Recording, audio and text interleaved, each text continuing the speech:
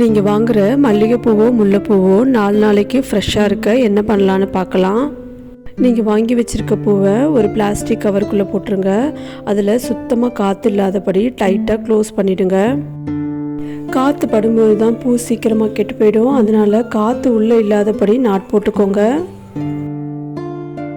இதை ஒரு பாக்ஸில் போட்டு க்ளோஸ் பண்ணி ஃப்ரிட்ஜில் வச்சுருங்க.